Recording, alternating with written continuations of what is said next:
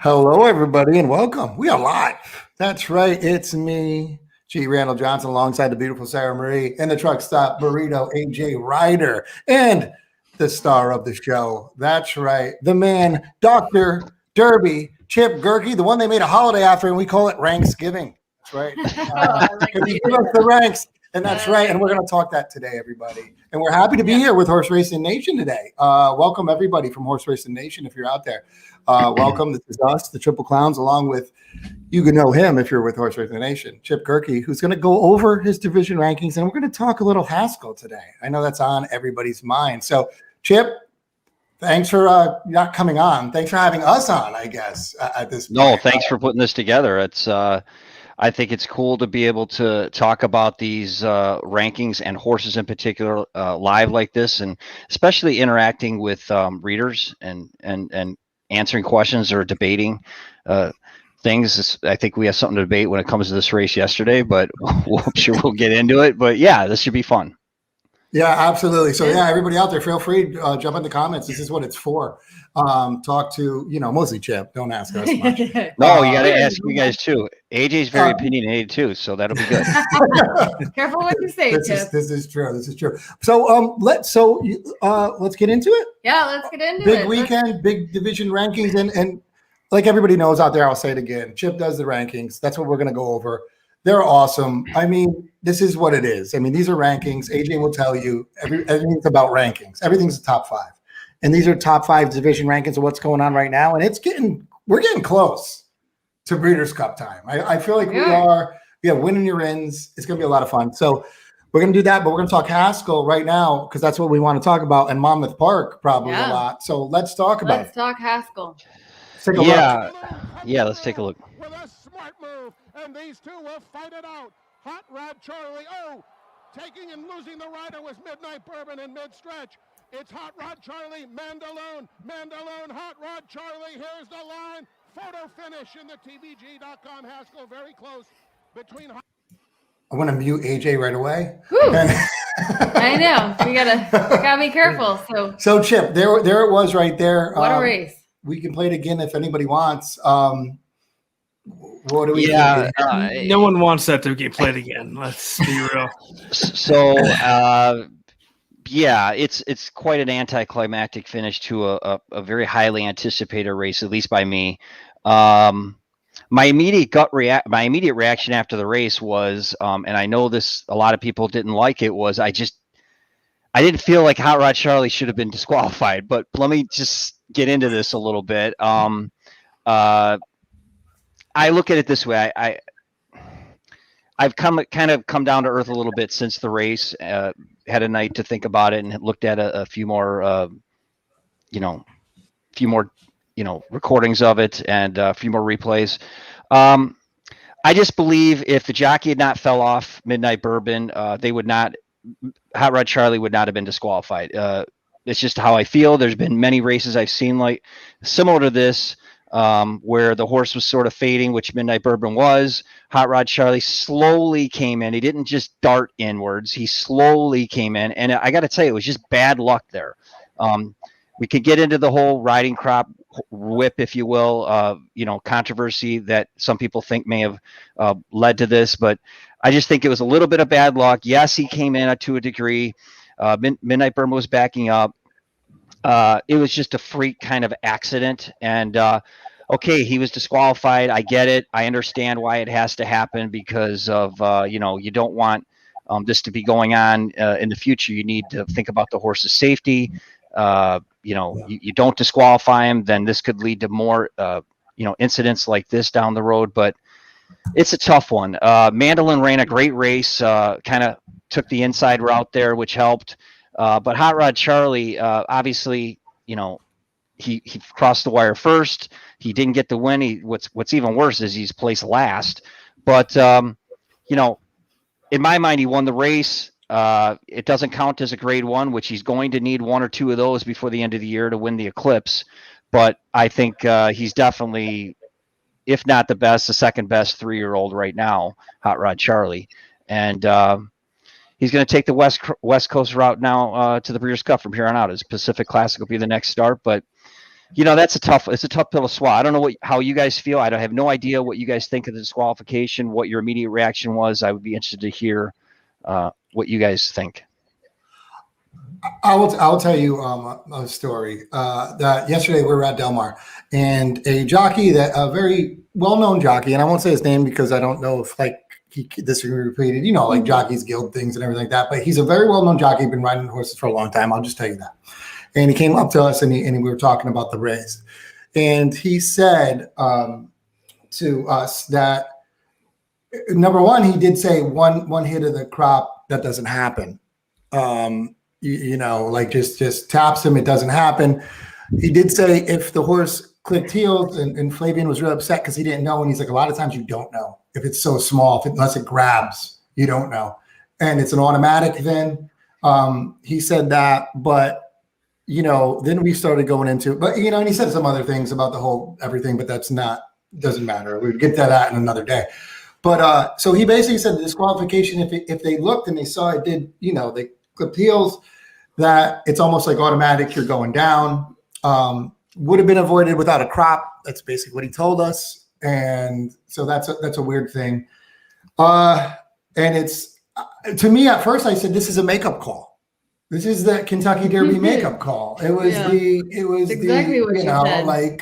I was like, is this really a makeup call for the Derby? Well, give Mandaloon this one because we think he deserves the Kentucky Derby, which may sound crazy, but stuff like that's out there. These people are human. Yeah. But there was no disqualification in a race, in the fourth race that, I know AJ has particular interest in a lot, which, I do too, with Mo Mischief, that to me was worse. I guess they didn't clip heels, but it was worse. But I think there's a point where if the jockey doesn't fall and just stumbles, it was no worse than the Mo Mischief fourth race one. AJ, don't you agree with that? No, I believe the one in the Haskell was actually a lot worse, only because this horse drifted over so many more places than what we've seen in the fourth race against Mo Mischief. However, this jockey fell off, Paco fell off, and then, of course, Chip, you're right. I think because the jockey fell off, because we've seen the same thing in the fourth race, and Rosario didn't fall off Mo Mischief, Rosario stayed on. This time, Paco Lopez falls off. They feel like they need to call it. However, to believe for 2 seconds that Flavian Pratt with a whip could not stop this horse from drifting over as far as it did is absolutely absurd, and it's an insult to racing in general. The fact that we have are on a national stage again on NBC Sports, I mean, not the first time since the Derby, but the horse racing as itself is under a microscope since the Bob Baffert incident at the Kentucky Derby. And yet we give Monmouth Park, with no jockey insurance and no whip rule, the national stage, and this happens. It's an absolute embarrassment, and Monmouth should be embarrassed. They should be embarrassed because they embarrassed the industry just as they on one of the biggest stages. It's not the PGA, it's not the Masters. This is the Memorial Tournament. It's still a big deal in circles of this sport. And the fact that we are embarrassed in the NBC coverage was already interviewing Hot Rod Charlie's connections before anything had even come down, and then they had to go back and now talk to Mandaloon. The whole thing was a disaster, and it made us look very bad. Yeah, there's a lot of fans who echo your thoughts. I've read there's over 1,000 comments underneath the race recap on Horse Racing Nation. Over 1,000. It was over 1,100 last time I checked comments under this one race recap. That's pretty unbelievable. And they echo you. A lot of them echo your thoughts, AJ. A lot of them, majority of them disagree with me on my thoughts, but yeah, they agree. They agree with you, and it's tough. It's a tough call, and God, I feel bad for the connections of Hot Rod Sharp. I feel bad for the connections of Midnight Bourbon. I'm very glad the horse is okay. That was my immediate. I want to state that my first thought when I saw it was, oh my God, is Midnight Bourbon okay? Yes, the jockey as well, but I was really concerned for the horse because it didn't look good. But then when I saw him galloping out, and then I saw the outrider catch him, I knew he looked to be okay. And obviously, I saw the jockey and them get him up off the track. And then, believe it or not, I was slightly concerned about Hot Rod Charlie because a lot of times you won't find out about maybe potential injuries to his hind until after the race. And who knows, there may be something that still comes out of that in the next 24 to 48 hours because he may not have come out of it unscathed. So you never know. But for right now, all parties seem to be okay, and we'll live to fight another day. The best thing the coverage did was show Midnight Bourbon striding out after the line.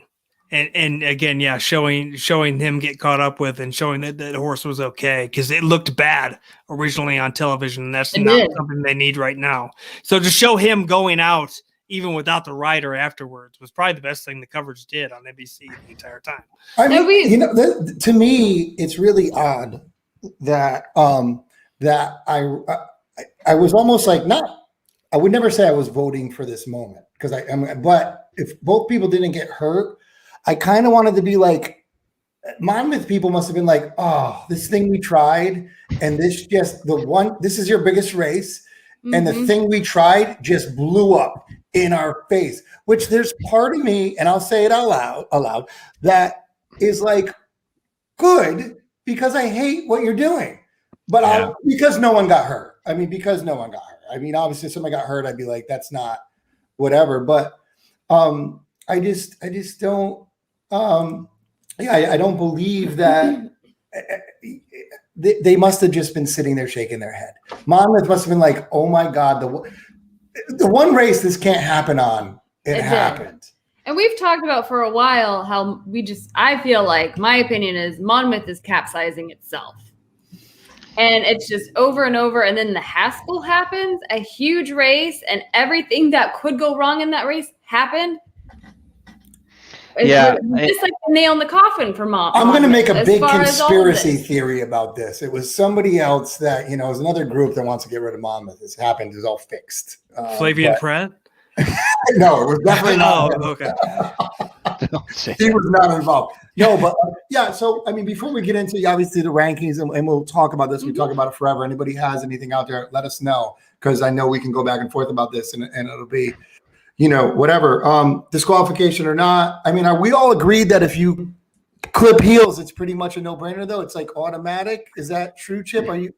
It's not automatic. No, I mean, horses clip heels around the first turn and 2-turn races. It's not all that uncommon. And I'm surprised this doesn't happen more often, actually. I wanted to reference KS, that comment. I already did call it out a few times, and I got ripped to shreds. At least you have someone on your team, Chip. Chip. This is why the media didn't do it, because he got ripped to shreds, and no one else wants to get ripped to shreds. But Chip, there are a few people that agreed with me, but I mean, I get it, and I see why. I mean, especially people, fans that maybe don't follow the game as closely as maybe others. They see this graphic instance of a jockey falling off and a horse going down. Yeah, I get it. I believe me, it was difficult to watch, but it was made a lot easier when we obviously saw Midnight Bourbon gallop out okay and whatnot. So that made things a lot easier to handle. But it's a tough one, man. Yeah. I mean, you're never going to make the people who bet Mandaloon in the Derby happy. You're never going to make the people who bet Midnight Bourbon in this race happy, or Hot Rod Charlie happy. Like those people they're gonna hate everything that happened in both those races, regardless of what we say. Yeah, the people that won are always happy, and the people that lose are always mad. I mean, talk to. When you look at an incident like this, you have to look at it wagering aside, which is hard to do because most of us are. We're handicappers. Yeah. Exactly. Yeah. But one of these incidents are as big as they are, whether it be, what we've seen in the Derby or the kind of incident on the track that we've seen in this Haskell. I mean, you kind of have to put your pocketbook aside and just look at it from a more of a gamesmanship standpoint, or more of a horseman standpoint, not a gambling standpoint, and kind of figure that out from there. I in my the division rankings leading up to this weekend, I concentrated on Hot Rod Charlie. He was sort of the subject of my piece I wrote, and the Haskell. And people will know that I did not like Mandolin entering this race. I didn't think he would win the race. I liked Hot Rod Charlie, and I thought his main biggest hurdle would be Midnight Bourbon. Mandolin ran great, so I commend the connections of Mandolin. He ran a great race, and let me just say that I know no one's going to believe me here, but if the roles were reversed and Mandolin was the one that had his Midnight Bourbon clipped heels with Mandolin, and Hot Rod Charlie was on the inside, I would have reacted the same way. Okay, I mean, I try not to have any bias towards any horse. I definitely don't have bias towards Connections, because when I rank these horses, Connections have no bearing on who I rank, because it's all about the horse for me. So I would have felt the same way had it happened to Mandolin, where he was DQ'd like this, mainly because the third, Midnight Bourbon was fading. So it's just it was just bad luck. It was a tough call. I mean, I don't know how the way to say it. It's just, I just don't think it was a cut and dry DQ. I know that sounds crazy. I'm going to stand by it. I just don't think it was cut and dry. That's all. Yeah. Also, poor choice of words saying. Oh yeah, hurdle. Hurdle. I noticed that. Not the greatest choice of word. I noticed that too. And for everybody out there, I see Chaos. Thank you for joining us. And you're new here. Chip, when he talks about that, he writes at Horse Racing Nation, and it's what we're on right now. And that's what he was talking about. So True Seekers. So I know who this person is. He or she, I'm not sure. They're very knowledgeable. They comment under anything I usually write or other article, pieces out there. So that's good to see. We got some people joining in that actually are regulars on Horse Racing Nation. So this person in particular knows how I got kind of lambasted with some things I wrote yesterday on this. So. Okay, but does it lie at the feet of Pratt, though, a guy who's been under the whip rule for what, a day? I mean, how often has he had? I mean, he's raced at Monmouth once this year? Like, so do you think when he's been told, like, I can't use the whip, do you think his first instinct is like, oh shit, I went in with this mindset of I can't use the whip, and now it's like, oh shit, let me get it out. Yeah. AJ, let me talk about this actually, because this was from the same jockey that we talked to. Yeah, Okay. about this. Very interesting that they're allowed to carry the whip, right? And they can't show the whip, which I thought they could. They're not allowed to show the whip. Not allowed to do that. We heard some other things about the reins, but we won't get into that. But what there is a jockey just got disqualified a couple days ago, and he got suspended. And he said because he was lugging out, kind of the same thing. And his big beef was, if you leave it in the hands of the stewards, like he said, if I'm riding the horse, I know if the horse is going that way where they won't see. Like the stewards won't see that, oh, you just hit the horse, he was going straight. And kind of like that. That's why he was a big saying that there's no doubt that when he went whatever, he hit him once, it most likely, almost no doubt, would have stopped the horse because he knew he was drifting and wasn't clear. So that's a big thing. And it's very interesting, AJ, you said that, because it's very true that, so this jockey hit him 3 times. And this jockey said he probably shouldn't hit him 3 times, but he's young.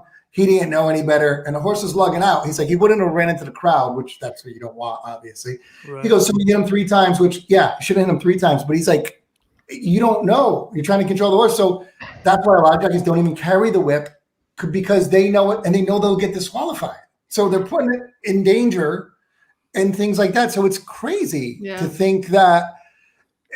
And I asked him, would you carry a whip? And you know what he said? Nope.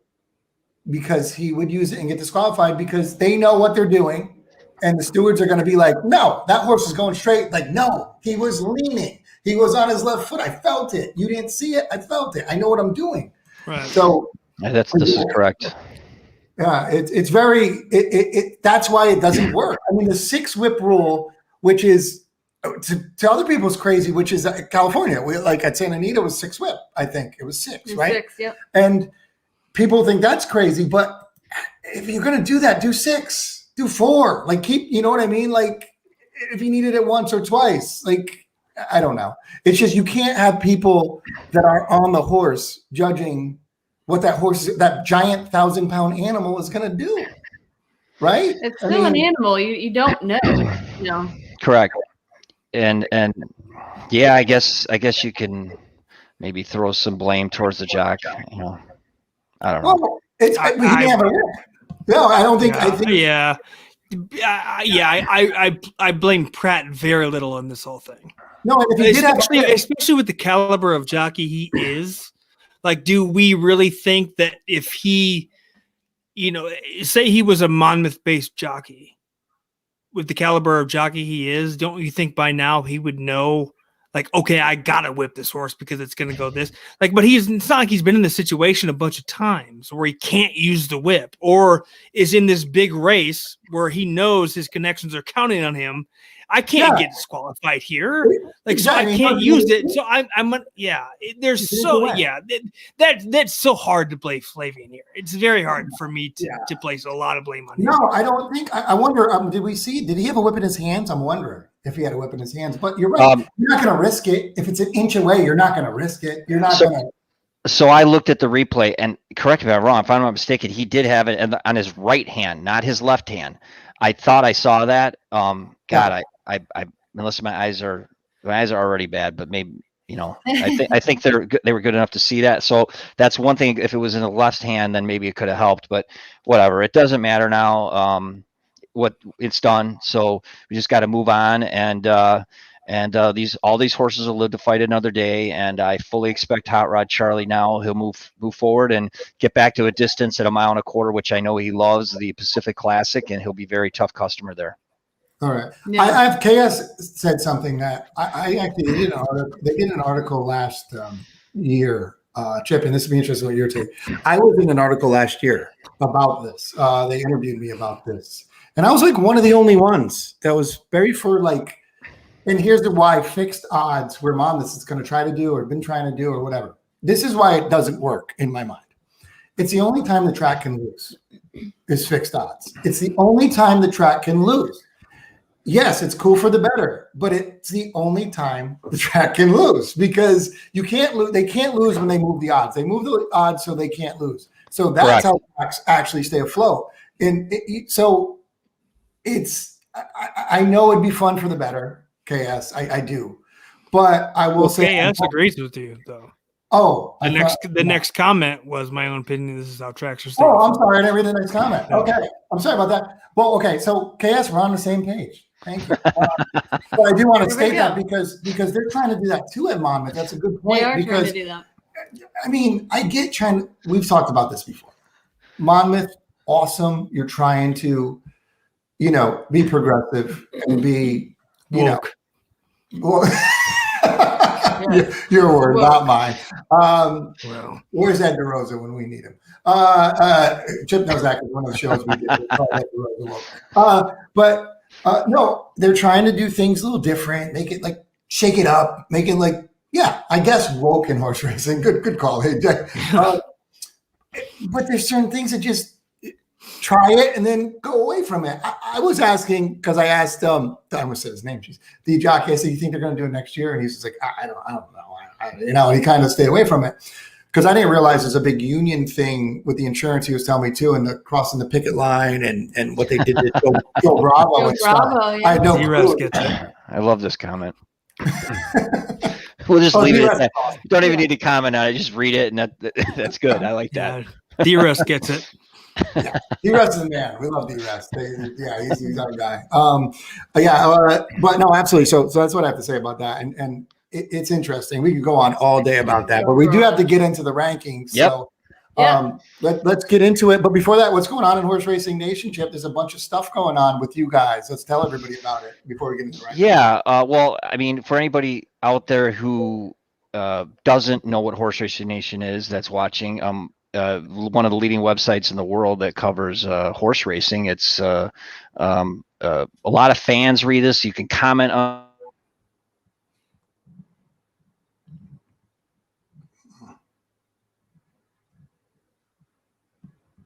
Oh, terrible time for him to get. We're gonna do that again in a second. Don't worry about it. What's the website for that? Horse We'll do it again. We'll Horse put it up. Nation. Horse Nation. Nation Racing. Oh yeah, Horse no. Nation Chip will Racing. Chip will be right back with us in a minute, I believe. Device is not connected. Okay. Yeah. We'll be back with us. His Now you have internet us. might have gone out, but We'll That go was on. terrible timing. Just So so let's bad. go over Chip's rankings and change them right now. Yeah. And, All right. So older dirt males. We got Silver Here we State go. and Maxfield. I'm gonna There throw we go. out, you know what? Screw that. I'm putting Maxfield first. Oh, Chip's back. all right, Chip is back. I don't know. I don't know what happened there. That was interesting. That's the first time we've ever had that happen. Yeah. Anyways, and we've done this many times, so I'm kind of surprised that happened. Anyways, hopefully we won't have any more technical difficulties. But anyways, great website, especially for the fans. We got some new products out there. We just launched some pro reports, some handicapping products, which I'll briefly go over. There's a few of them out here, and I'm going to pull them up here. There's a pace report, which is cool because there's a lot of analytics involved here, some proprietary analytics. And there's a mile per hour feature in the pace report, which I have not seen with any other products. It's something that you want to check out.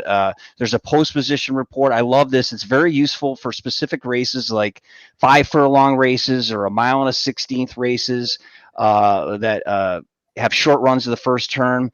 It has an impact number. It's sort of like an ROI, except it's better because it factors every starter, not just the winners. So it's a good measure of a lot of things that the public misses or over or undervalues. So that's another one. One of my other ones I really like is the shipper stats. So basically, you have you could have a track like Saratoga. You have a lot of horses shipping in, or maybe a track like Del Mar that just opened their meet. They're shipping in, or maybe a meet that's been going on a while, and you have a horse coming in from another track. There isn't anything I know out there that has a great detail on shippers and how they perform, depending on where they ship from. It's a handicapping angle I've always liked to use on my own, but I had to do a lot of legwork on it. So this product does all the legwork for you. There's also another one out there called First Timers. First timers, horses that make their first start or their second start. This tool has what's called a impact number. It's similar to an ROI. It's a proprietary algorithm that analyzes which starters are overbet and underbet, giving you this impact number, which is very useful to help you specifically with more pick 4, pick 5, pick 6 tickets that you have these maiden races or races, with 2-year-olds or even 3-year-olds that have making their first start or second start. It'll help you maybe get a horse in there that on your ticket that maybe isn't, one of the favorites like you're going to be using, maybe a 10 to 1, 15 to 1 shot that you wouldn't have normally used with the help of this product. So. No, it sounds great. You had me at miles per hour because that's kind of cool. Yeah. I actually like it a lot. I love the mile per hour angle, and I think that's something very useful to use. So, give them a check. Check them all out. I think they're brand new. They just came out within the last couple weeks. Seems like a lot. And there's the pro membership that gives you all 5. Chip. Exactly. There's a pro membership. Correctly. There is a pro membership. You get a login, you get all 5. And maybe next time we do this in another month, we'll hand out a coupon code, maybe give a little discount on this for anybody who's watching. You could give that to me now if you want. I don't have it, but next time. Thank you, Black and Gold. Black and Gold. Wait, are you a Boston Bruin fan? I'm just wondering because that's Steelers. Right? Steelers. Could be the Steelers too. In that case, you don't get a coupon code. I vetoed that. All right, so let's get into it, Chip. Yes. This is why everybody came here. They wanted to talk about whatever. Let's do the division rankings. This is the fun part. This is why I sit and listen and try to make some comments once in a while. But this is why we read Chip's articles, but he's going to explain it to you. So it's going to be even more fun. So let's go into it, Sarah. You can Yeah. answer them for you. Yeah, I want to. So KS put another comment out there. I don't know, Sarah, you want to put it up where he's been going to the races since he was 5, and Or she. yeah, sure, or she. So I agree with you. I kind of like to think of, obviously there were some golden years in the past, and it's a different world nowadays. But I mean, we saw in 2015 that racing can still grab the headlines and be the major number one story, even on the mainstream media channels. We saw it can happen. So racing can still do some magical things that we've seen in the past. I know 2015 is just a perfect example of that Belmont Stakes. So don't give up hope. I think that with some tweaks, we could still get there. All right. Get back there, I should say. And I do see it's Kevin, and Kevin is a he. So there we go. Kevin. All right, Kevin. I'm just good call, Chip, but I got to keep it real. I don't know. No, thank you, Kevin, for those comments. And Steelers fan as well for black and gold. So let's get into it. And we went to Del Mar, and when you're worried about a younger crowd coming out to the racetrack, go to Del Mar, because they're much under 30 and they're out in force, which I just hope they're paying attention and they stay there, because listen, like my biggest I'm an old guy. I'm not going to about- be around here forever. My biggest comment about this weekend, Like 5 years max. being an opening weekend of Del Mar, it was great to see all these younger faces. But I hope when I show up next weekend, they're still there, or the weekend after, they're still there. I think they will. They aren't just going because it was opening weekend and it's Del Mar. It's a posh thing to do in the summertime. It was really good to see, though. I mean, Yeah. we go to a lot of tracks, and a lot of tracks, it's guys older than me, and sitting there with, it's what we look at in the movies and stuff like that. But it was very young, which is really great, and they seemed like they're paying attention. So hopefully, it was a good news. Good thing to see. Yeah. You don't see that at, even Santa Anita, you don't see that. So, No. Yeah. but like I said, hopefully we see them next weekend. But we heard that happens, though. So we did. All right, so let's get into the rankings. Yeah, let's get into the rankings. All right.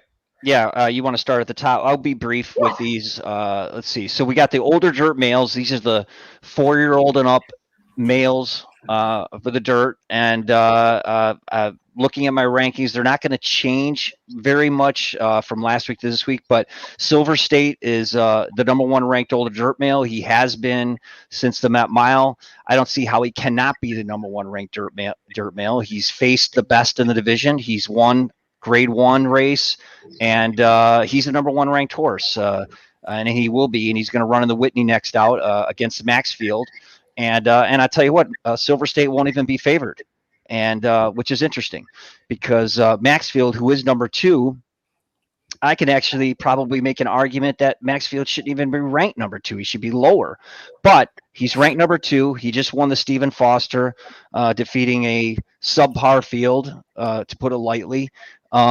But he's doing what he has to do. He's winning races. He's been carefully managed, but now it's time for Maxfield to step up and try and win a Grade 1 for the first time since he was 2 years old.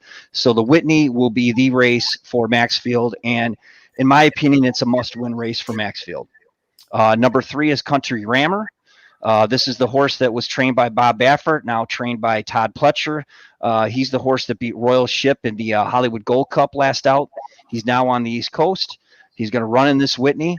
And you know what? He could upset the apple cart and take over the top spot in that race, because I have great respect for Country Grammar and Royal Ship, who we'll get into in a minute. He's the horse that he did Country Grammar battle with on the West Coast. But Country Grammar's holding down the number 3 spot. Number 4 is By My Standards, who finished runner-up in the Met Mile. A lot of people disagree with By My Standards being number 4. They thought Nick's Go should maybe be in the top 5 and be 4th over at By My Standards. But hey, By My Standards just beat Nick's Go in the Met Mile. So By My Standards, he's 1 for 2 on the year, and he's sitting number 4. I think he deserves it. He too may run in that Whitney and get another chance to win his first Grade 1. Number 5, we'll talk about this horse, Mystic Guide. I think for anybody who doesn't know, he has been injured. He is more than likely not going to run again this season. I think, in my opinion, he's maybe even a long shot to ever run again. So he will likely drop in the coming weeks. He was the beaten favorite in the Suburban. No excuses in that race. Track condition aside, if you're a good horse and you want to win in Eclipse, you got to win under different track conditions. So he's number 5. And rounding out the top 10 were Knicks Go, number 6, Royal Ship, number 7, Max Player, 8, Idle, 9th, Happy Saver, 10th.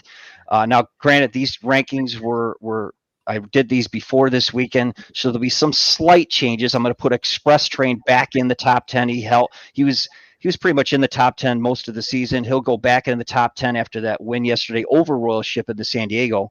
Royal Ship will stay in the top 10, mainly because I think he will prove to be one of the better horses, best horses of this division. I think the Mount of 16th hurt him a little. I think when he goes back to a mile and a quarter in the Pacific Classic, he'll be a major player.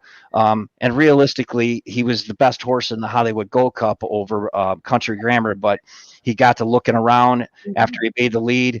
Once the jockey got his mind back on business, he rebroke, but he came up a little bit short at the wire. So Royal Ship will stay in the top 10 despite his loss yesterday. Yeah, the only thing I would say on there is I was actually a little bit surprised that I know Country Grammar, you were big on before. I was surprised to see him up there because of with a trainer change now. I don't know if that helps or whatever, but he's going other places. I was wondering what you think about. Do you think there's something to Maxfield? And I know this is how you do your rankings and what it is. This is just a question. Do you think there's the California thing that he's not, because of one race, he's not good in California? Is that something that you just think was a bad race for him? No, I thought Maxfield, that was a tough ask. It was his first time he really had to ship far to run. He went to the West Coast, Santa Anita, to run in the Santa Anita handicap. It's not often you're going to see East Coast or centrally based horses ship out west and win that race. First race at a mile and a quarter. So no, he didn't run bad. He just was beat and finished third. Well, he lost by a couple lengths. So no, I don't think that was his first stop. That was his first big trip. So no, I absolutely think Maxfield can improve. And look, if he runs well in the Whitney, I really think he needs to win the race, but let's just say he comes up slightly short. He's still going to be around as a player for the remainder of the year. But I think that after the Whitney, the connections may choose to go out west for maybe to prep out there, but I don't know. We'll see. Yeah, I think they have to. Well, I don't think they have to, but I think that would be a good move for him to get him out there earlier. Yeah. All right. Any questions on that, guys, for him? I just love how you put Maxfield too, and instead of us having to question it, you immediately questioned it right after you said it. Yeah, you didn't have to say anything. You covered your bases, or straight, and you're the one who's ranking them. So you're like, yeah, Maxfield's too, but this is why he shouldn't be too. All right, and I'm saying this because, and this is thanks to the readers, that I get a lot of feedback from the readers underneath these rankings who will disagree. Some will agree, some will disagree, obviously, and specifically. The By My Standards ranking, some people disagreed with. I had to kind of explain my thinking because they felt Knicks Go deserved to be in the top 5 off that recent effort where he won by a whopping margin with a great speed figure. But, Knicks Go 6th. I think that's about right. And, and again, Knicks Go is going to point for the Whitney. So we'll see how that goes. It should be a star-studded Whitney handicap. Yeah, it does seem like the Whitney's going to be a really incredible field. Does the winner of the Whitney win the Classic? Chip, you're on the clock. I do not believe so. Okay. Well, real quick answer.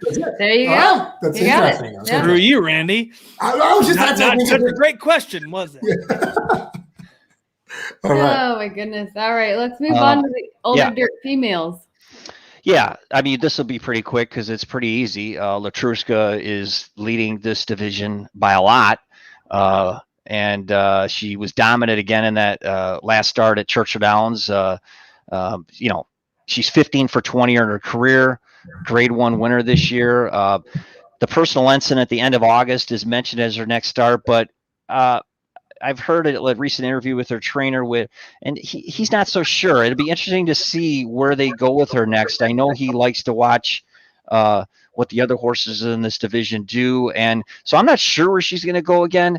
You never know. She could face males. I think that's a mistake. Stick with the females right now, at least for the remainder of this year, because they are going to run her again next year. And that's where some of those big overseas races are mentioned. But she's obviously in the lead of this division. She Dares the Devils, number 2. She's going to actually make a trip out west. I think you guys know about this. She's going to Del Mar for the Clement Hirsch. And she's number 2. Monomoy Girl's still 3, but she hasn't run. She's going to have to come down if she doesn't run soon. Yeah. She's back. She's back training, She is though. back? She's back. Well, she went to Barn Lake yesterday or something. She's back. She's on the comeback trail. She's actually doing well. Do you think she'll run again? Yeah. Yes, I did. I would have told you no about a month ago, but from what I know, they're working her right towards running again. So I think so, and she's clearing like all her physicals and everything like that. So I think they will. I think she'll run once. Okay. Well, I hope so. There's a couple comments. I know Truth Seeker. I don't know if we want to throw that one. Yeah. I was going to say something about this. So, and then I'll get to Alec in a minute. But so Knicks Go should dominate the Whitney by 5+ lengths. Well, I know his trainer, the connections of Knicks Go think, he's just a great 2-turn horse, and 1 turn doesn't, do him. It's not up his alley, right? We saw that in the Met Mile. The Saudi Cup was 1 turn, but it was a 1 1/8. I am not convinced. I get it. He's obviously better around 2 turns, but I'm not convinced that he's maybe the same horse we saw at the end of last year to the first start of this year. Now, he ran great the last out, but he didn't face anybody, right? So this is a tough ask to go to Saratoga and win that 2-turn Whitney over this competition. Believe me, if he does it, he's right back in the Eclipse race. I want to see it first. And then Alec talked about Silver State, Maxfield by my standards, Country Grammar. What difference is there? I'm just reading this out loud. So what are the different scenarios that you could see happen, and how would they impact your rankings? Well, I mean, if you look at it, we got most of the top 5 running against each other. We got 1, 2, 3, 4 of the top 6 horses running against each other. So it definitely will make an impact. You'd have to say the winner of that race will jump to number 1. I know if Maxfield wins, he's number 1. Silver State wins, he maintains number 1 and just has a much clearer lead. If Country Grammar wins, he's got to move to number 1 because he's facing the best in his division. And if Knicks Go wins, we already saw him win a big grade 1 earlier this year. He's going to go to number 1 because he'll be the only one with multiple grade 1 wins this year in that division. Even if Knicks Go wins by a nose over Silver State. Yeah, that's a number 1 now. Well, that's where judgment will come into play, depending on the outcome of the race, as we saw yesterday in the Haskell, which we'll get to that division in a minute. Yes, it matters. It matters what the stumbled break horse gets beat by a nose, stumbled on the break, bad trip. Yeah. I mean, obviously, that's where it comes into Chip's rankings. Will probably be. There's some it's not clear cut. I guess, Alec, it's not clear cut, so it depends on what happens in the race. Getting back to the older dirt female, Swiss Skydiver, number 4. She was supposed to run next week. That's in doubt because of a quarantine situation from another horse in her barn. That they had to quarantine the barn because of what was that again, Randy? What was it called that happened? It's like herpes. It's like equine herpes. It is. It's HP. It's like HPV, yes. Right? Yeah, it's like HPV, but for horses. Probably should have said the scientific word. But yes. Yeah, I don't. Yeah, we get it. But it is. Yeah. Yeah. Well, so she doesn't run next week. I expect her to point for another race in the next couple of weeks. She's number 4. She's not out of this yet, but she needs to get back to the races here as time goes by. That's the West Coast filly. Well, she's going to have a chance to move up because she's going to face She Dares the Devil. So we're going to get a good barometer as far as how good as time goes by. So that'll be interesting. Thanks for the support, Fat Wally. That's Fat Wally. Glad you're back being healthy because we know that you were sick. Glad you're back. So yeah, awesome. Good to see you here. Chip, the only one I would say, here's the thing, and Chip's big on. Let me tell everybody this: you don't run, you get you drop out. Okay. Correct. Yeah, absolutely. And Yeah. I'm not saying this in a bad way. So if anybody wants to come at like Monomoy girl, look at that. I mean, lost by a nose, jumped twice in the stretch against whatever, and still she dares to double as ahead. And this is why, because Chip, you don't run, you don't stay. This isn't college football. You know, Well, that happens in college football. That happens in college football too. You're ranked number 4. You don't play, and the team that's number 5 beats the number 3 team. You jump. Yeah. Dead on. I mean, that happens. Yeah. Like, you gotta play. Yeah, you don't play, you don't stay there.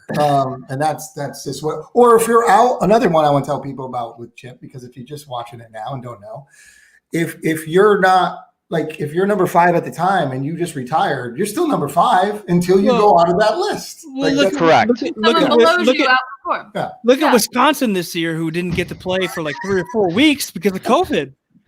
I mean, Yeah. seriously, no. I mean, I know, that's I know, actually I know. more of a realistic translation of this, Yeah. because obviously the horses don't run as much as you play in college football. But still, I mean, it's a thing. Like, you don't play, you can't move up in the rankings if you don't fucking. You're run. forgotten. You're Yeah, forgotten. yeah. Yeah. No, but I wanted to explain that to people, that before they go, oh, if this was a match race between these 5, that horse is the 3 horse that doesn't even run right now. It's not how it works.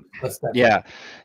And the only reason Monomoy Girl's still there is because, well, Swiss Skydiver hasn't run, and as time goes by hasn't run. So, and nobody else has built up enough of a resume to surpass them. So that's why she's still there. But absolutely, like, Mystic Guide's injured, he'll stay in that position, but he'll drop in the coming weeks because other horses will pass. Right. So Yeah.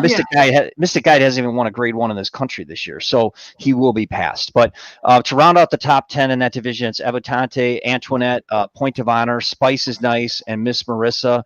So yeah, anyways, that's that division, the older dirt females. All right. Yeah, I would say we're Antoinette fans. She always shocks us, but Yeah, Antoinette's yeah. always shocks me. All right, 3-year-old males. Do we do them now, or do we save them for last? No, we'll do them now. It's fun. You want to do that? We probably Do we want to save it for last? I feel like you knew the answer to that Okay. question before you asked it. Let's save it for last. Let's do Okay. the 3-year-olds last. 3-year-old female. We'll Yeah, do we can do 3-year-old females right now. Yeah, not much change in this division, but a couple comments. So Malathot, she's going to be running up here pretty soon. I think next week she's going to run the Coaching Club American Oaks. She's the Kentucky Oaks winner. She's number 1 ranked. Barely, in my opinion, over Search Results, because Search Results has actually run since the Kentucky Oaks, where Malathot has not. And Search Results won the grade 1 Acorn. Now, her connections are going to run her in the 7 furlong test stakes, which is an interesting choice. That's good. It's a grade 1. And I tell you what, if she wins that race, she builds up a little more, builds up her resume even more. So that's where she's going to go next, supposedly, in the test. Number 3 and number 4 are interesting horses, and Crazy Beautiful and Soothsay, who occupy the 3 and 4 spot. Crazy Beautiful and Soothsay, I think, are maturing before our eyes. Crazy Beautiful was well beaten in that Kentucky Oaks, but since that Oaks, she's reeled off 2 really big wins. One where she shipped all the way out west and faced a lightly raced Soothsay in the summertime Oaks and defeated her. And then she shipped all the way back to the other side of the country and won that Delaware Oaks impressively. And I think it's time now for the connections of Crazy Beautiful to try the best in her division again. I think that she's earned that shot, and you never know. Maybe she's improved enough to take that next step. So she's number 3. Number 4, Soothsay, the same thing. She's very lightly raced. She was beaten by Crazy Beautiful in that summertime Oaks, but I commend her connections because they sent her to Indiana to run in the Indiana Oaks, and she just had a kind of nightmarish trip and just was relentless in the stretch and got up to win that race. You guys saw that race, right? Mhm. Yeah. Just a great race. That was a really great race. Yeah, it's one of those things where I feel like if Crazy Beautiful didn't run, even though she had beaten Soothsay, I think at this point you'd kind of have to put her ahead, would you not? If Crazy No. Beautiful hadn't run also just recently, and Soothsay had made the effort that she did at Indiana, would you? I mean, Soothsay's what, 3 for 4 lifetime? right now? Yeah, she's lost once. To Crazy Beautiful. Correct, and that's why I couldn't have put her ahead of Crazy Beautiful. Well, no. My question was if Crazy Beautiful hadn't also put up an effort just 2 weeks ago, the way she did as well. Susaim's making a case for the top 3 too. Yeah, I don't know. I think that I don't have to worry about it because it didn't happen. But we pitched out a bunch of hypotheticals already. I'm just pitching on another one. Yeah, but no, I know what you're saying, AJ, and I think basically what Chip said, like 3 and 4 could be interchangeable no matter what. correct. They can. One's already beaten the other, so you can't really. And I kind of talked about the both of them, kind of lap them together because they're both up and comers, and the Breeders' Cup is in Soothsay's backyard, so a lot of upside with those two, and we know Crazy Beautiful can already ship out there and win. So, like I said, these two are major players in this division. Rounding out the top 5 is Clairiere, mainly because there was really no other that I thought had enough to really occupy the fifth spot. Clairiere really had no excuses in the Mother Goose where she was 3rd. So she's occupying the 5th spot for now. I'm not sure where she's running next. There's been no word on that. The rounding out the top 10 is Will Secret in 6th, Obligatory in 7th, Zagil in 8th, Army Wife in 9th, and Always Karina in 10th. All right, and for everybody out there, I have spent time with the girl that will be in this list in late August. We'll be running again, Moonlight Dioro. I went to see her at Julie Stack's place. I spent some time with her actually, and she will be back late August. It looks like she's back at the barn maybe now. She might be back at training real soon, but she was at Julie Stack. So update for everybody out there, Moonlight Dioro, who is the early favorite in the Oaks, will be back, and you will see her around. I think she was great. So. Yeah, that's some breaking news. Yeah. And what's that next comment? Oh yeah, well that's for AJ.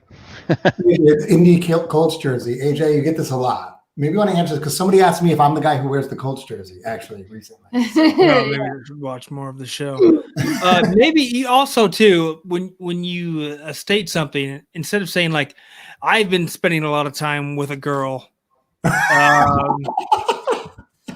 Sarah sitting next to you. That got a little confusing. Yeah, for a well, second. She's a Philly. Yeah. I think we have an Alex said. interesting relationship.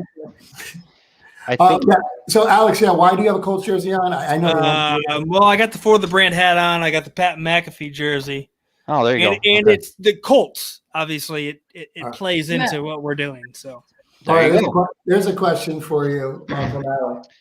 Alec, I should probably know this, shouldn't I? I did not hear that, but maybe she is, and I did not check on that. I will check on that, I should say, for the rankings when I write them on Wednesday, and we'll go from there. So, real quick, your website, HorseRacingNation, does have Clairiere as a probable for the coaching club American Oaks.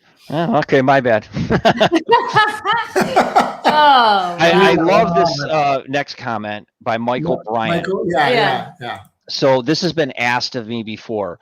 How many races does it take for a Euro host to get in the ranks, and do you pay attention to the Weatherby rankings at all? I have not paid attention to those rankings. However, I do pay attention to the European horses, and this is kind of a trick question. So these rankings are designed to give you an idea of who is leading the race for the Eclipse Award, in my opinion, of course, and who I would vote for, right?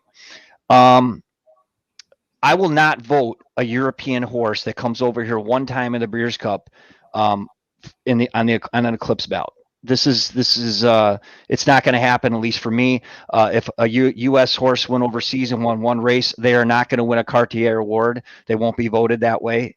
I'm not going to vote for a Euro over here for an Eclipse if they win one race. However, if you have a horse that comes over here more than once, right, and does it a couple times, and we have that scenario playing out possibly this year, that's a different story. So, so it's kind of a fluid trick question here. So that's kind of my thought on the Euros right now when it comes to the Eclipse. And we'll get to a division here in a second that might happen, and that'll be the female turf division, possibly the male turf division. We have the 3-year-olds that may make some noise later on, but they're not ranked right now.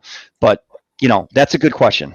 Oh yeah, and to jump on this, and we talked about this before, Chip. I forgot the horse's name, but that horse that won those 2 big races. I don't know what the horse is doing now, but remember the horse that beat Charlatan and then came back and you're talking about Mishrif. Yeah. Yes, Mishrif. Yeah, and he was just upset. He just was beaten. But if he won the Classic. Yeah, we talked about. You're right. We did talk about this. Yeah. So Mishrif obviously doesn't get a lot of ink in this country, even though if a U.S. horse did what Mishrif did, you never hear the end of it. They would proclaim the horse the best U.S. Horse that we've seen in the last 30 years if a U.S. horse pulled off what Mishrif did. However, Mishrif's overseas, so you don't hear about it. If he came over here and won the Breeders' Cup Classic, would he win an Eclipse? He may get votes for sure. I would not vote for him because it'd be his only race in this country. You got all these other U.S. It's the U.S. Eclipse. I mean, you got to run here more than once, and I think there should be some sort of rule in place for that. But it's a tough call on this, and I get it because we've had some super Euro. Specifically females like Miesk and Goldakova that have come over here and just been clearly the best female turf horse that's run in this country. Those are rare instances, and maybe if we have another one of those someday, I'll and depending on how weak the division is, I'll change my mind. I don't know, but right now those are my feelings on the Euros. And like I said, we'll get to the female turf division in a second because there is one in particular that could be an Eclipse contender in this country because she'll probably run over here at least twice. Did Goldakova win an Eclipse Award? I don't have normally I'm really good with my memory recall. I forgot. I feel like maybe. Yeah. I thought she did, but again, yeah. I'm normally good with remembering this stuff. I don't have it in front of me. And I can't even see really that right now because one of my contacts is all clogged up. So no, I don't know. Sure, that's what it is, Chip. Yeah. Black Caviar ran one horse in Europe and one European turf horse. European turf horse. Yeah, I'm just saying. Where ran one horse? Where ran one race over there? She was a sprinter, right? And she didn't win the European Horse of the Year. She didn't win the European. She won European sprint horse or something. European sprinter or something. Yeah, are you sure about that? I'm positive because we did the whole thing about it. For well, let's just forget you said that. I'll look it up. Fine. Yeah, no, it was. I do remember that because we did something about that. But let's move on to the older turf males. Saying it happens. Okay, you win. Turf males, another pretty straightforward and not a lot of action this last week. And there was a race that European champion sprinter. Okay, good. Okay, all right. I get it. That's fine. All right, you win. Goldakova won the female tour. All right, yeah, no, and I knew that. I knew that she had won one. Maybe Miesk won one too. I get it. It happens, and there's a lot of voters that vote for these Euros that come over here once. I'm just not one of them. So yeah. Well, no, it's fine. It's fine. Let's go. Yeah, I'm trying to change your mind, Chip. I know. Domestic spending. He's kind of the no-brainer number one horse right now trained by Chad Brown. He just beat Colonel Liam in that Manhattan, and then before that he dead heated with Colonel Liam, who was the previous number one. He dead heated in that Turf Classic at Churchill Downs on Derby weekend, Kentucky Derby weekend. Domestic spending is going to run next in the race that used to be called the Arlington Million, and now it's called the Mr. D Stakes. It's still a Grade 1, and that's where he's going to run next. Colonel Liam maintains he's going to run. He's going to run on July 31st in the Bowling Green. He's number 2. Maybe he can get back in the win column. He's still very much in the Eclipse race based off what he's done the first half of the year. Smooth Like Straight, the West Coast horse, is going to run in the Eddie Reed next week at Del Mar. He's more of a Breeders' Cup mile contender, if you will. He's a very good mile and an eighth. So he'll point to the Breeders' Cup mile at Del Mar. He's very much in this race as well because we've seen Breeders' Cup, turf milers win eclipses in this division. Wise Dan comes to mind as being one of them. So he's very much in this race. Number 4 is highly regarded Gufo. He just won his first race of the year. Big things are expected of this guy. He was third in that domestic spending win in the Manhattan. So he's a horse to keep an eye on. I know a lot of people like Gufo, so he's ranked number 4 right now. Raging Bull, another one trained by Chad Brown. He won his first start of the year in the Maker's Mark mile. But he's going to aim for the 4-star Dave, his next start. I'm not a big Raging Bull fan. I'm not sure I've seen, last year he won his first start of the year, but didn't win again the rest of the year. So we'll see what happens here for the remainder of the season. Rounding out the top 5 is Channel Maker, Hit the Road, Some Like It Hot Brown, Say the Word, and Tribute Haven. Or I don't know how to spell that. How do you spell or how do you pronounce that, Randy? Chipuven? Okay, there you go. Yeah. Anyways, he's ranked number 10, but he'll move up after his win in the United Nations this last weekend. So he'll move up. And that's the top 10 for the turf family. Yeah. AJ's best friend's horse made the top 10. Hit the road. Who's that? Hit the 7. road. Dave Oh, Martin. yeah. Yep. And he was in the top 5 earlier this year. Mhm. Yeah, Yeah. I think we talked about that. We did we earlier. talked to Dan Backer at the track, and he told us. Yeah, we talked about this with Chip. We'll tell everybody else out there that last race it was stuck at the on the tarmac. It rained. It was like an awful travel nightmare. Yeah, so we'll throw that one out. So he had some excuses last out. He did have some Yeah. excuses, but he did tell us last year when he was on our show that he had like one of the best top ones in the Turf country, milers in the country. and sure enough, hit He the got road. his first graded win this year. And did I play him that day? No, I No, missed you the didn't. race. None of us did. But Yeah, I he also, gave us a big old nugget also- of just information, and we screwed it up. yeah, terribly. What we do. Thanks, Dan. What we do. But I did see Raging Bull, and you're not a fan. Maybe because Raging Bull was beat by a pregnant girl last time, and that. Yes, I wrote that. So Yeah. Oh, you did. So- Okay. yeah, I did. I just did figured he mention wasn't that. a big De Niro fan. Yeah, I did mention that. I said no excuses in his runner-up loss to Alexandra, a 7-year-old mare making her career finale because she is in foal. So Yeah. I did mention that. Yeah. Yeah. Do you have like older female pregnant division? Because she's number 1. Okay. I mean, She's By number far. 1. He's the only one in it, but she's number 1. didn't even know you could do that till that race. I didn't. And Yeah. I'm still trying to find out, is it an equipment change on the program? Because it's got to be, right? I mean, seriously, Geldon's on the program. I mean, you would have got a great price on her too, because she was double-digit odds yeah. when she I'm went just- off. It was huge. I don't know. Anybody out there knows if there was actually in the program an equipment change, like first time Gelded? I mean, it should be like pregnant. Pregnant. First trimester. Like a pea. Did the baby break its maiden? Much respect to that mare for winning that race. Wow. Exactly. The baby break its meat. Oh, my All right. Oh, let's go on. Let's move on to Decent turf question. females. Turf females. So turf Yeah. females, the clear number 1 is Mean Mary. Obviously, she's won all of her starts this season. What's interesting about Mean Mary is the horse she beat last out, Thundering Knights. Thundering Knights was his close second in that race at Belmont that Mean Mary won. She went out back overseas. She's a European-based horse. She came over here for this race that Mean Mary beat her in. Then she went back overseas and won an Irish Group 1. Very interesting. So Thundering Knights will be back in the States again.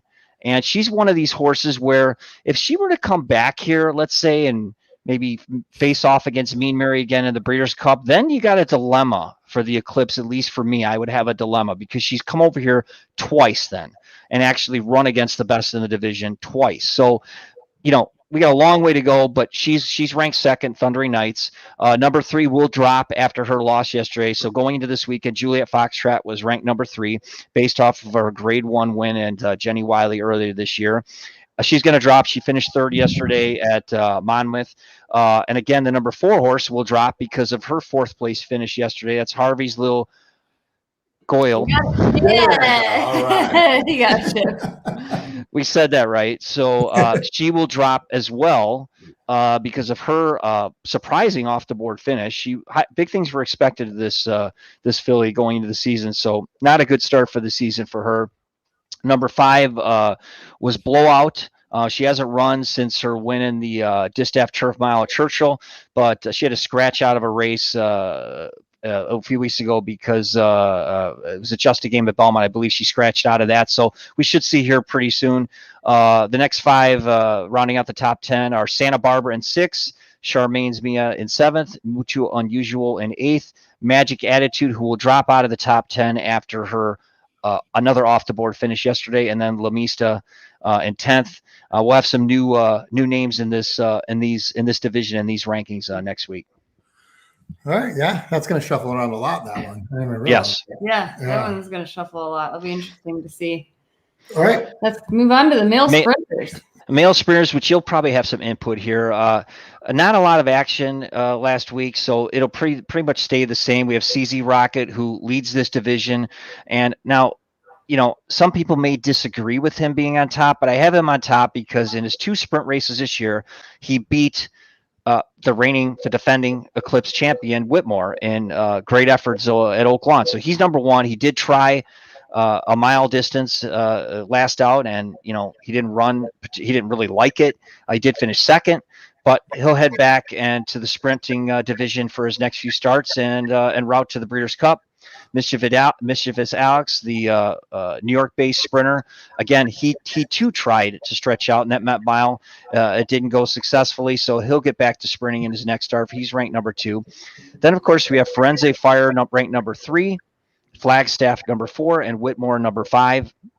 Rounding out the top 10 are Mind Control, Cezanne, Brickyard Ride, Drain the Clock, and Special Reserve. I know there's a bunch of sprint races coming up here in the next few weeks on both coasts at Saratoga and Del Mar. So I expect some new names to maybe enter these rankings here. And I think this division is wide open. Yeah, and the combined age of your top five horses is actually 63. I don't know if you knew that, but you didn't add that up. That's not. No, it's not. But I was that's definitely not 63. I don't know. It might be. It's 58. But who's counting? Yeah, that's an old man game right there. Those guys, I feel like that's been the top 5 for besides Mischievous Alex and but Flagstaff, Whitmore, been around for a CZ while. Rocket's got to be 5 or 6 now, right? Firenze Fire, another one. It's gonna be the thing with CZ Rocket is I know you don't take this obviously with your rankings, and I agree with him being number 1.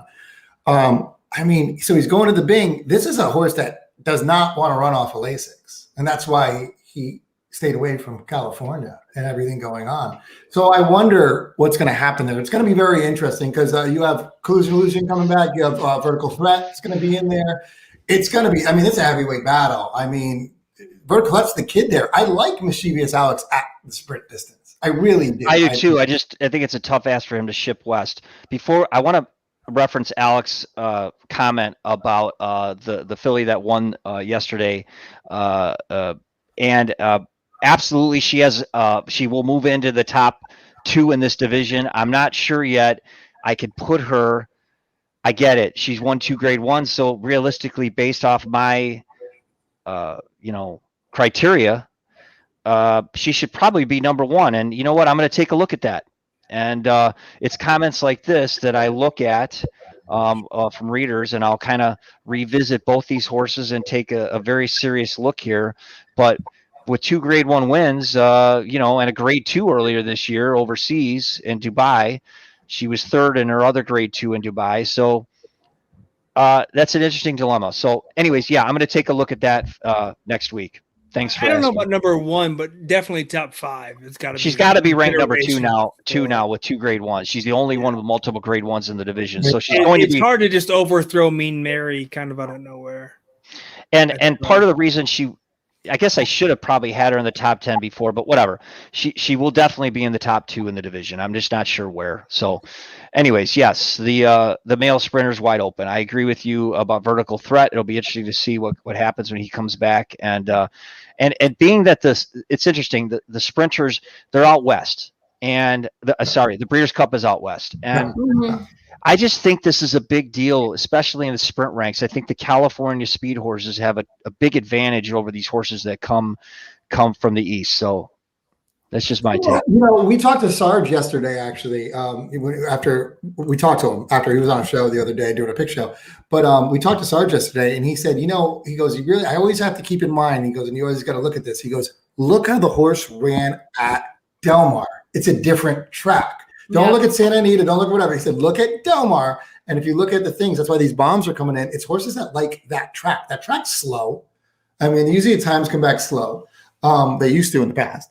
And if they won on that track before. That's another one that Collusion Illusion obviously owns the Bing. Vertical Threats won on that track too. It's a big advantage with this. It's huge there. I know shippers and they're come to, you win that bonus if you come and ship to Del Mar and win and everything like that. But it's one of those just you like that track or not tracks. It's like Saratoga, I guess. Yeah. No, I agree with you. The track, I agree with you. The track, especially out there in California, I think it matters a lot. Referencing Alex's comment about Bo Liam and Following C could be the emerging horses of this division. We're talking about the male sprint division. Now, Following C we saw was off the board yesterday in the Haskell. He's a sprinter. I thought that going in. His daddy's a sprinter. His mother's a sprinter. His mother's daddy was a sprinter, so a sprinter all over there.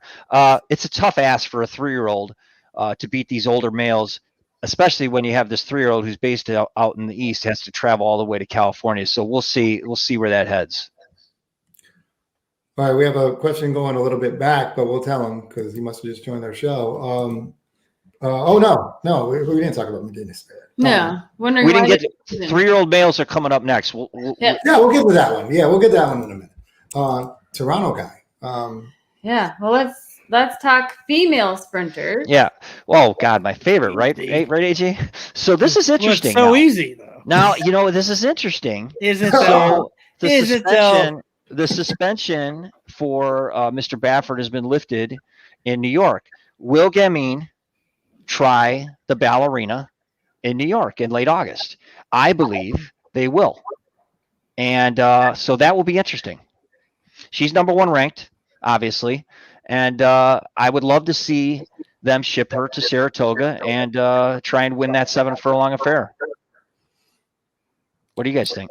I think it's the smartest move, and I think she would. I think she'd at least be a big favorite, and I just think she's going to do what you said Latruska should do. And we talked about this before. She's going to just stay dominating the girls and stay away from the boys, and that's what she should do because she's just going to win. So why not go to the ballerina? And that's Bob Baffert just being like, "Hey, I'm going to bring my big dog in and come win." Yeah.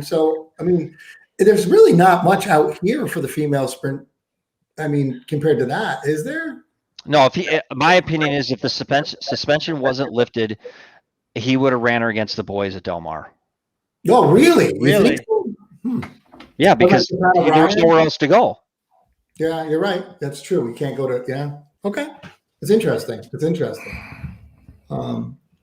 Yeah, I agree with Alec. I think that, I mean, let's face it, he's going to run horses at Saratoga. I mean, there's a reason why he wanted the suspension lifted, and I think this is one of them, Gamine. So I expect her to go to Saratoga next. She's ranked number 1.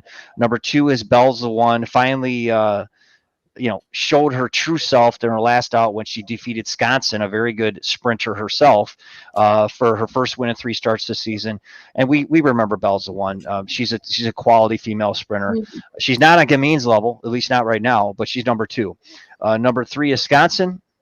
Obviously, was just beaten by Bell's the One, but she's run very well in her last few starts, and she deserves to be number 3. Kamari. A lot of people love Kamari, right? I do too, but you got to run. And she's run, twice this year, which actually is kind of a lot for her at this point of the season. But she's dropping because she's not running. And I get it. She won the Grade 1 Madison at Keeneland back in April. That was her last time she's run. But you can't win Eclipse Awards, at least you can't get my vote by sitting on the bench for 9 months out of the season. So we need to see her run again soon. Number 5, Estelle Talentosa, right? Toso. She lost her last start to CC at Gulfstream. However, she's been knocking heads with the best in this division the entire season, and she deserves to be number 5 despite that loss. I thought she got a poor ride that last start. She was too far back at Gulfstream, and I'm gonna just kind of give it a mulligan there. She hit the board. She ran fine, but I just didn't think it was a good trip for her. And I expect her still to. She's already shown she can run with the best of them in this division, and she's traveled, so that's a plus. So she deserves to be number 5. Kamari will run in the honorable miss at Saratoga. Hopefully that's a prep for the ballerina. I would love to see it, Alec. But she was supposed to run before, and she hasn't run. So yeah, I would love to see her run in those 2 races. It would be great if we saw Kamari battle Gamine, right? I think everybody would love to see it. It would be very highly anticipated. One thing about the ballerina, that's 7 furlongs, right? Kamari, I think she's better going shorter. Obviously, she's good at 7 furlongs, but I think she's better going shorter. So, yeah, I would love to see that happen. I guess we'll see. Yeah, it'd be nice to see a horse that can hook up with Gamine, because she doesn't. One time she got it and it didn't go well. What is the distance? But like, she just hasn't been challenged, which is, not her fault. But it's no. My question to you, Chip, about her is, if Gamine takes a shot at the boys in the sprint, does that drop her in your No. female sprint rankings or no? No, I love it. My favorite Breeders' Cup race used to be the Breeders' Cup Sprint before there was a Breeders' Cup Filly and Mare Sprint. Why? Because fillies, if you're a sprinting filly, you had to run the Breeders' Cup Sprint against the boys. And in my opinion, that's what made some specific fillies household names and Hall of Famers. Namely, I look at a filly like Safely Kept, a filly like Mia Farah. You would not remember those names if they didn't run against the boys in the Breeders' Cup Sprint. So I'll always remember Safely Kept and Mia Farah because of what they did against the boys. And you don't see that anymore because they're running against their own sex in the filly or mare sprint. So no, if like last year, Frank's Rocket ran in the Breeders' Cup Sprint against the males instead of the Breeders' Cup Filly and Mare Sprint. If Frank's Rocket had won that race, to me, that's like 2 grade 1 wins on her resume because she's went off and faced males when she didn't have to.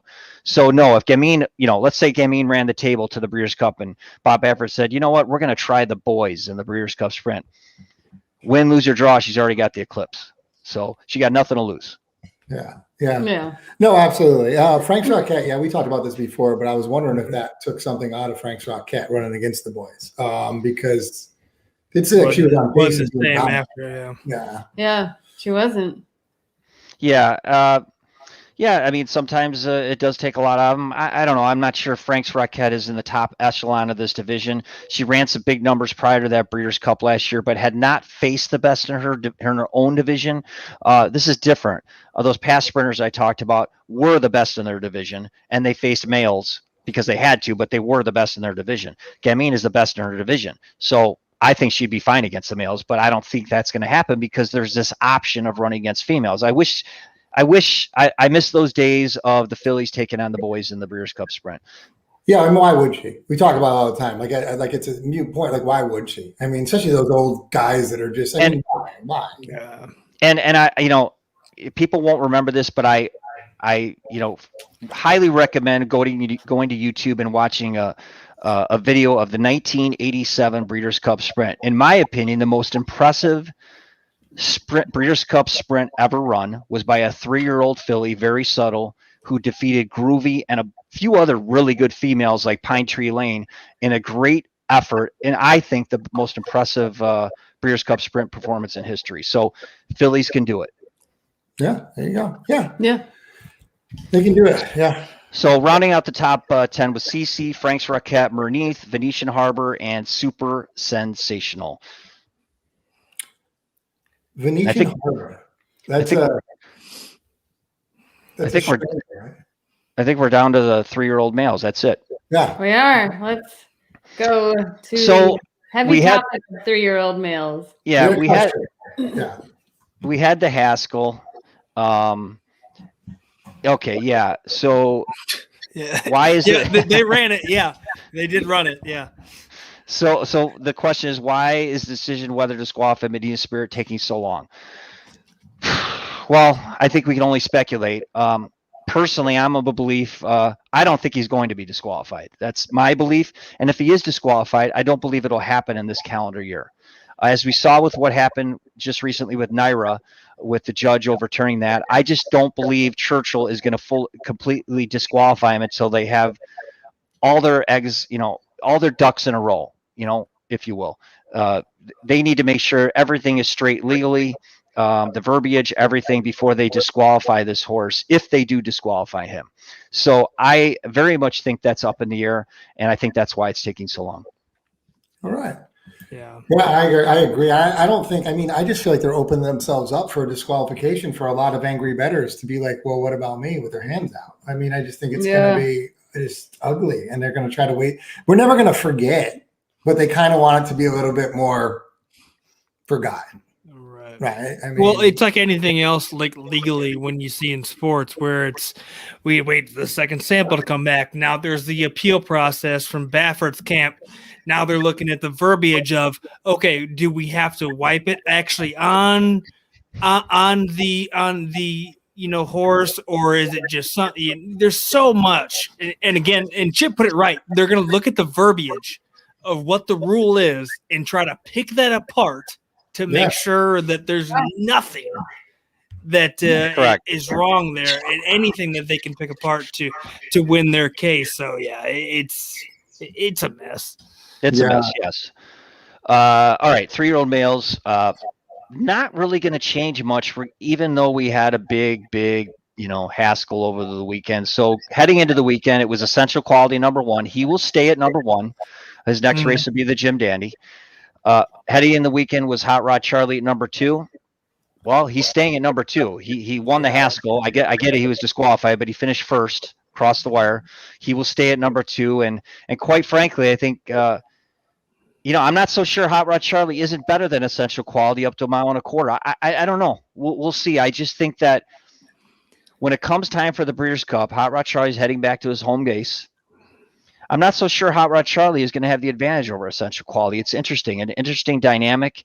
I really respect Hot Rod Charlie. I really respect Essential Quality. I think these two are clearly the best in the division. Now, some people will argue with me and say, well, Mandolin just lost by a nose. I get it. A mile and an eighth. Mandolin really had a great trip running the rail, riding the inside. But I think Hot Rod Charlie's a better horse. So anyways, Hot Rod Charlie's ranked number 2. Heading into the weekend, Medina Spirit was number 3, and rightfully so. He's won the Kentucky Derby. He's run very well this year. Rombauer was number 4. Mandolin was number 5, and I'll get into this in a minute, but let me just round out the top 10. Drain the Clot was 6, Jackie's Warrior, Midnight Bourbon, Known Agenda, and Life is Good. So where are we going to put Mandolin after this weekend? Well, I don't know yet. I don't know exactly how to handle some of what happened. Do we place him above Rombauer? Rombauer won the Preakness, was 3rd to Belmont, right? I think that's a bigger that's more impressive than what Mandolin's done this year, which is essentially finished 2nd in the Kentucky Derby and cross the wire 2nd in the Haskell. So it's a tough call. I don't know what to do. Does Medina Spirit stay at number 3? Hasn't run since that Preakness. I don't know. So I know the top 2 are solid in those spots. I'm not sure what to do with 3, 4, and 5. So kind of that's where I'm at right now. Yeah, no, that's interesting. And we talked about this a little bit before, but I'll say it again because I think it's an interesting conversation and knowing you vote for everybody out there, you vote for the Eclipse Awards, Chip. So you have a vote. And would you look at it like say that they do disqualify Medina Spirit? So Mandolin now has 2 wins and gets another one somewhere, and the rest of the 3-year-olds don't do much, right? Mm-hmm. Is that 3-year-old of the year? Does that horse get your vote? Do you take those wins, those not wins? Do you take those into consideration or not? I am treating this year's Kentucky Derby the exact same way I treated the 2019 Kentucky Derby with Maximum Security, who won the Kentucky Derby, clearly.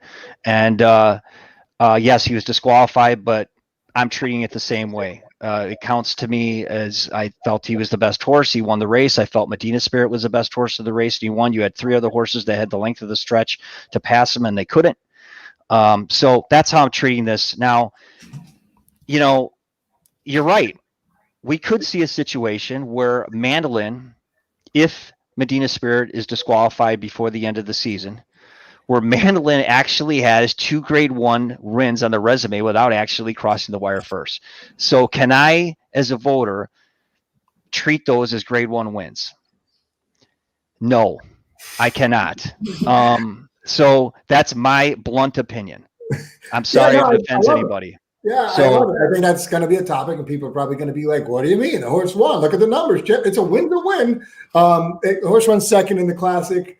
The 3-year-old that won 2 ran second in the Classic. They're going to be like, "What are you crazy?" But hey, I'm with you. Listen, we've always been a proponent of you cross the finish line first. We think you're the winner. You won. Yeah, I disagree. Hot Rod Charlie has not won since the Louisiana Derby. Mandaloon is looking at 2 major grade 1 wins, possibly 1 for sure. Oh, goodness gracious. It doesn't matter to cross the line first. Guess what? When we look at history, history is written by the victors. And guess what? Mandaloon won this past week and might win the Kentucky Derby still. Hey, Alex, who won the Kentucky Derby? Oh, yeah, no. Doesn't matter. Who won? Dude, that was 2020. It didn't even count. yeah.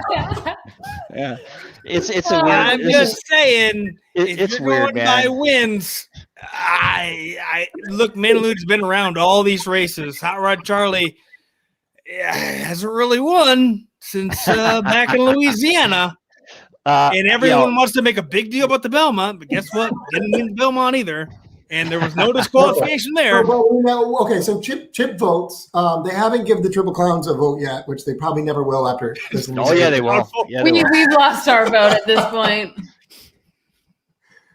All right, so we do have some questions about that. Well, we want to get into the last. Okay, we did talk about this before, and I will say, I'm a big, and I know you don't look at the sprinters, but in my mind, Drain the Clock, especially now, has, in my mind, the best record for the 3-year-olds. 3 grade 1s, right? 3 grade 1s, 7 of 8 or something like that. Drain the Clock, to me, I feel like he'd get votes for 3-year-old of the year right now. Right now? No, I don't think he would. I think for sprinter, maybe. Yeah, well, I know. That's the kind of thing. I mean, it's kind of but his record's pretty impressive. And he has more grade 1s than everybody, right? No, he's got 1. Oh, I think it's 3. I don't know. No, I'm sure. No, he is nobody. No horse this year has 3 grade 1s in any division yet. So, in fact, the turf mare we just talked about has 2 grade 1s. She leads. Okay. No one else has more. So, it's another bizarre situation. I mean, we got a horse here that could potentially, at the end of the season, have 2 grade 1 wins that he didn't win to lead the division. I mean, that's a very real possibility here. Yeah. So you're going to be that guy. You're going to be the one guy that doesn't vote for him. We're going to know who it is right now. It's going to be Chip who doesn't vote for him. So, there's a couple. There's an even funnier one. I wonder how the breeders will market Mandolin. Can't wait to read those sales pitches.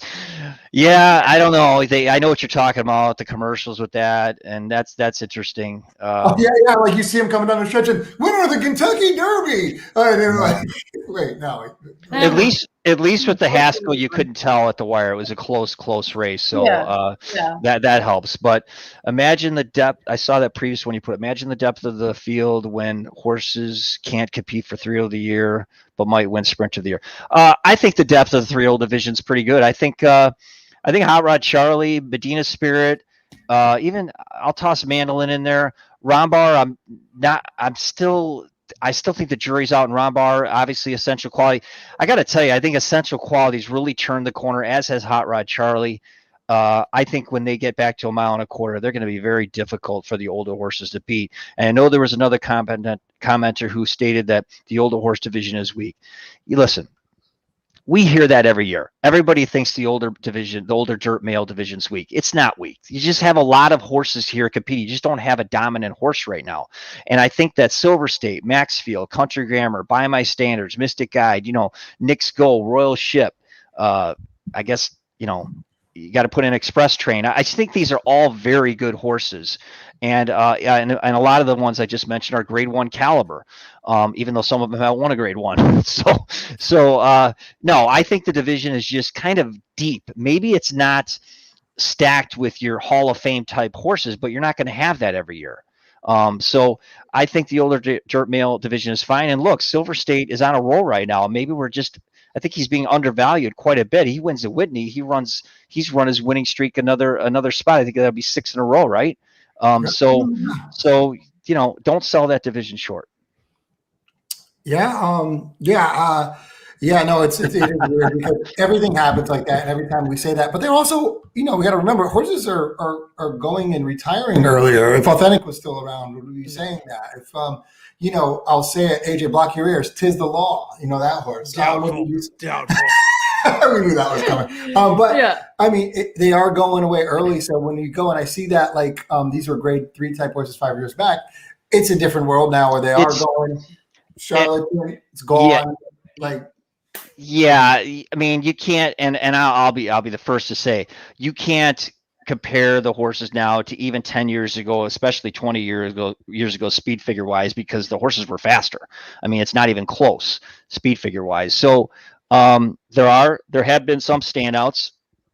Sometimes you'll see some freakishly run races that are standout races, but I somewhat agree. I wouldn't go that far. I mean, they're not grade 3. No, they're grade 1 caliber, these horses. And even 5 years ago, they'd be grade 1 caliber. They may not be as good as some of the older horses. But look, even 6 years ago, that older male division in 2015, you're going to tell me this older male division is not better than the older male division in 2015? No, this older male division is better than that division in 2015. That's 6 years ago. So no, I just think that you just have to look at it. You're just not going to see Hall of Famers every year. Well, the only real difference is that you're getting the 3-year-olds who are maturing later, who don't get to retire at the end of the 3-year-old year. They're maturing later, and that doesn't mean they're not as good. Well, and it's just, listen, NC Deep, it's all about the Benjamins. That's it.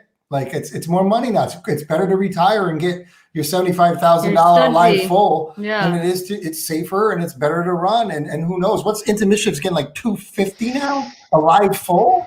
Like, are you kidding me? Into Mischief didn't even win $250 in it. Well, he might have won $250. I know I'm exaggerating, but I don't know if Into Mischief won $1 million. But yeah, I mean, it's just, I mean, it's too risky. There's so much money in breeding now. I learned that now with looking at it. It's get them to the shed. That's what we hear. That's what you hear in horses.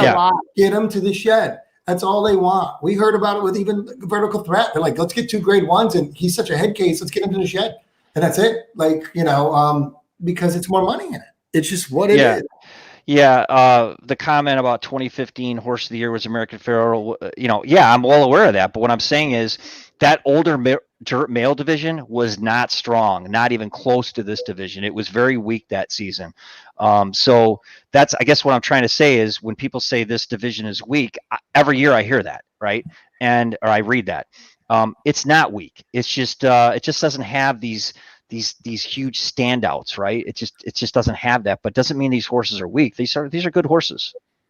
Yeah, I think it's like, and they beat each other, Where you look like we talked about that with Drain the Clock, where you're like, oh, is Drain the Clock going to go to the Bing Crosby? No, he's going to stay with the 3-year-olds. He's not going to go to the Bing Crosby and try to run King's Bishop. Yeah, he's going to go to the King's Bishop. So it's like one of those like things where it's they go against each other for so long, and AJ was big on that with it's the law. Keep beating what was it, Jesus's team? No, Max Player.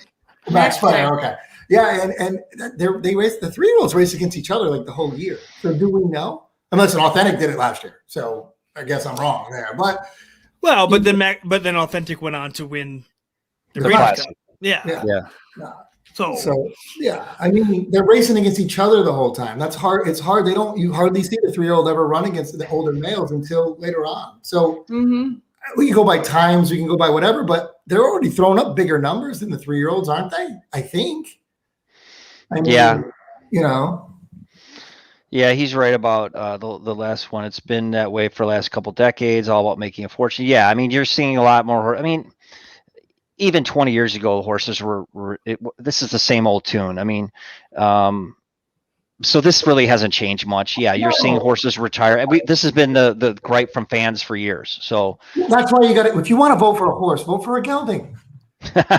or even a filly. Like, why John Henry won so many races? Because he didn't have testicles. I mean, it's what it is. I mean, it's just he went 10 years. He was like 10 years old. He won a grade 1, right? Isn't he the oldest one? 9. I think he's 9. 9, whatever, Yeah. whatever. Might as well be 10. Yeah. But yeah, it's never going to happen again. I mean, it's just unless you get. Yeah, I get excited if a horse gets gelded if I don't own him. Well, no, when it's like a horse I like to vote for, and it's like, oh, they're gelding him. They're like, oh, I'm going to watch his career. Like you're going to watch him. If they're not, you're not going to get 5 years out of him. Sprinters seem like they stay around, but they're all gelded, aren't they? Whitmore's gelded. Yeah. Yeah. This next comment about essential quality is dead on, right? So he's flying under the radar here. This horse has lost one race, right, in his career. And he's got a shot here. In my opinion, I don't think he's going to lose a race to the Breeders' Cup. I think he's going to win the Jim Dandy. I think he's going to win the Travers. I don't know what they'll do after that, but he'll have a string there of the Belmont, Jim Dandy, Travers. Maybe they'll run again once before the Breeders' Cup. But you're right. If he were to go on to win the Breeders' Cup Classic, that's quite a resume. Quite a resume for a 3-year-old, and he'll obviously win Horse of the Year with that resume too. So, there's every year I hear about it. I hear it. This division's weak, or every year I hear, especially prior to the Kentucky Derby, almost every year I hear, oh well, this 3-year-old crop is one of the best we've seen in years. Yeah. Well, no, they're not. You don't know that until well after the fact. So it's just you just got to give it time. Okay, I have wait. I need to say something to what Chip just said. Because Chip just said essential quality is flying under the radar. Chip, you are part of the problem. And you and your people who think Hot Rod Charlie ran this huge race and then won a shitty Haskell, but didn't even actually win it. Essential quality is by far the 3-year-old of the year, without question. And yet we are talking about him like he's done nothing. This is the juvenile winner. This is the Belmont winner. Might go on to win the Classic, and yet he's flying under the radar. This has been the best 3-year-old all year long. All right. Well, he's not flying under the radar. I meant like just as far as his resume. You know what's funny is maybe this year's season's already been crazy with these two with this Haskell, and what if Medina Spirit gets another run and he comes back in the Breeders' Cup Classic and wins that? That would upset a lot of people, but it could happen. You never know. It would be very interesting. Yeah. Has there been a horse to win the juvenile and then come back and win the Classic the next year? So the very next year, the American Pharoah. Yep. Okay. Yeah, because American Pharoah. Yeah. And there's been ones that have won the juvenile. That's the only one. Right? Yeah, I won like the 3-year-old as a 3-year-old won the Classic. Yeah. Anyways, that's it, I think. Yeah, that's all of them. DB Join the Clock, Jackie's Warrior, Midnight Bourbon. No, and life is good. Yeah. Any questions? We're gonna jump off because it's been a long time. So I'm glad, Michael, I got that in before the show. Yeah. Oh my goodness. Well, AJ got it in at the last, right at the draw. Yeah. The same guy, by the way, that said, well, Mandaloon won both races. Did he go being like? I'm sorry. When was the last time Hot Rod Charlie won a race? Oh, yeah, Louisiana. And we're still just all over that horse. On that note, everybody, thank you for watching. Yep. Chip, and real quick, Chip, tell them where they can follow you. There's a new thing out there. Go ahead. Take it. Yeah, HorseRacingNation.com. Like I said earlier, great content, handicapping tools that we went over earlier, opinionated articles, division rankings. There's the page with the latest tools that Horse Racing Nation just launched some Pro Report handicapping products. There's 5 of them. Give them a look. And you can get to that page via the handicapping portion at the top of the menu of the website. And I write. So my division rankings are at the end of every week. You'll see them on Thursday or Friday. And a lot of these people that were commenting are readers. And that about covers it. Absolutely. I just want to make a thing. Easy Fun Money did say against older horses, he agrees with Chip. It is under the radar against older horses. So there you go. That's what he was saying, though. Okay, I don't want to start. The top 3-year-old, can we say? We'll leave it with that. All right. All right. And for everybody in the chat, I put in a link to Chip's latest division rankings. I also put in a link to the products that Chip was just talking about. So you guys will have quick access to those And make sure you catch Chip's division rankings. Like he said, they come out every Thursday. He posts them on Twitter as well. So make sure you're following the doctor on Twitter, Dr. Derby. Yeah, Check 'em out. Thursday or Friday. They were out Friday the last couple weeks, but it's one of those 2 days they'll be out. This one was called Finally Spotlight on Hot Rod Charlie. How about we finally put the spotlight on Essential Quality, Chip? Well, that's coming up soon. Ooh, that'll be soon. Still angry. Still Yeah. angry about that article. Okay. Well, for us, the Triple Clowns, and we're with Horse Racing Nation right now with Chip, Gehrke, Dr. Derby. We'll say goodbye. Follow us. We're out there. Just look up the Triple Clowns. You'll find us. We're doing a lot of cool things. And hopefully we'll do this maybe more than once a month, but we'll definitely get you out there once a month to go over the rankings, and we'll keep doing that. Yeah, so make sure you guys follow us on social media so you can keep track of when we're going to be on next to go over Chip's most recent division rankings. Absolutely. So everybody have a good night and good luck. See you Thanks, later. guys. Thank you.